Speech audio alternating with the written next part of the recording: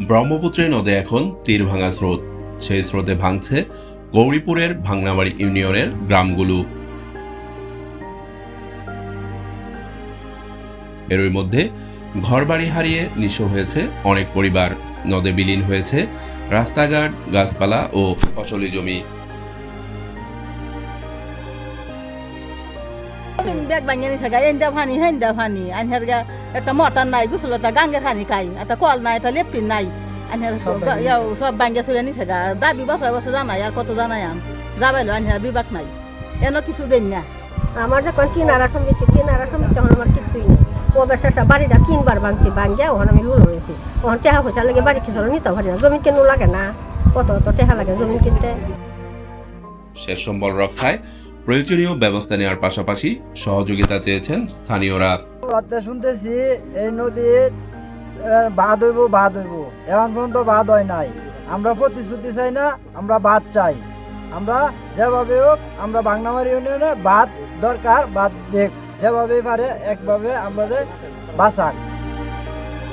বর্ষার শুরুতেই ভাংনাবাড়ি ইউনিয়নের খানপাড়া, ভাটিপাড়া, খুদাবক্সপুর, কাশিয়ারচর, নাপতেরালগি সহ প্রায় 10টি গ্রামে ব্রহ্মপুত্র নদের ভাঙন দেখা দেয়।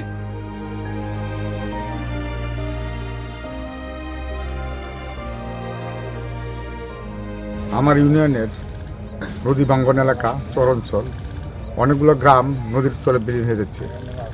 এর মধ্যে উল্লেখযোগ্য হলো খানপাড়া, টেঙ্গুরাকান্দা, ভাটিপাড়া, খুদাবক্সপুর, কাশিয়ারচর। ব্যাপক ভাঙ্গন দেখা দিয়েছে।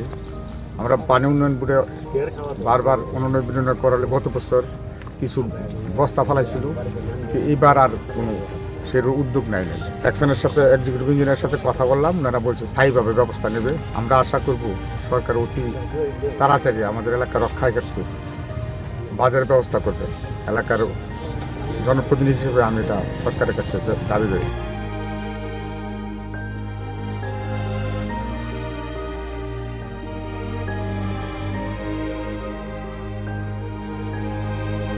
উজান কাশিয়ারচর 69টা আশ্রয়ণগঞ্জ প্রকল্প ছিল। 69টা ফ্যামিলি এখানে বসবাস করতো।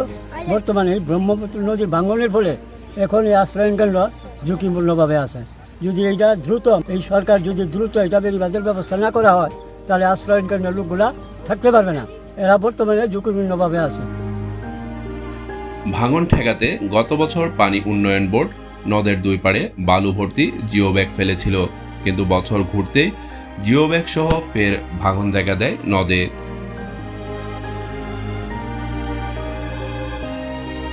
অনন্তগঞ্জ গোদারাঘাট থেকে ব্রহ্মপুত্র নদী আরো 10 বছর আগে 1 কিলো পশ্চিমে ছিল। এটা ভাঙতে এখন অনন্তগঞ্জ যাত্রী ছাউনি অর্ধেকটা বিলীন হয়ে গেছে, আর অর্ধেক আছে। আর ওদের ভবিষ্যতে বয়রা বাজার সব পাশে বয়রা বাজার এগুলো সব বিলীন হয়ে যাওয়ার সম্ভাবনা। সরকার কি পদক্ষেপ না নেয় তো এইগুলা বিলীন হয়ে যাবে। এই অবস্থায় ভাঙনের ঝুঁকিতে রয়েছে নদ তীরবর্তী প্রায় অর্ধশত বসতভিটা। অনন্তগঞ্জ গোদারাঘাটের যাত্রী ছাউনির বেশিরভাগ অংশ বিলীন হয়ে গেছে। ভাঙনের ঝুঁকিতে রয়েছে উজানকাশিয়ার চর গ্রামের আশ্রয়ণ প্রকল্পের 69টি ঘর ও একটি কমিউনিটি সেন্টার।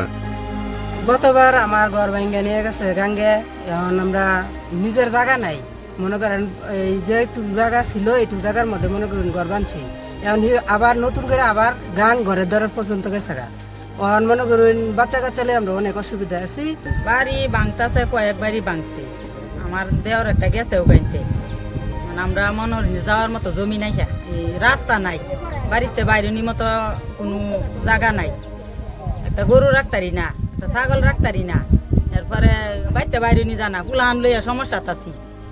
বাড়ি মনোরঞ্জন 3বার যে ভাঙছে, টিয়া পয়সাও শেষ, এবার জায়গাও শেষ, ঠিয়া লাগছে। ভাংনাবাড়ি ইউনিয়নের উজান কাশিয়ারচর এবং বয়রা বাজার এলাকার বিভিন্ন স্থানে অনেকগুলো স্থানেই নদীর ভাঙন দেখা দিয়েছে। আমরা প্রশাসনের পক্ষ থেকে তাদের যে ঘরবাড়ি ক্ষতিগ্রস্ত হয়েছে তাদের তালিকা প্রণয়ন করছি, তাদের সহযোগিতা প্রণয়ন করব। কিন্তু আসলে বাস্তবিক পক্ষে পানি উন্নয়ন বোর্ড এটা নিয়ে কাজ করছে। আমাদের জেলা প্রশাসক স্যারও কথা বলেছেন। আশা করছি এটা একটা স্থায়ী সমাধান হবে।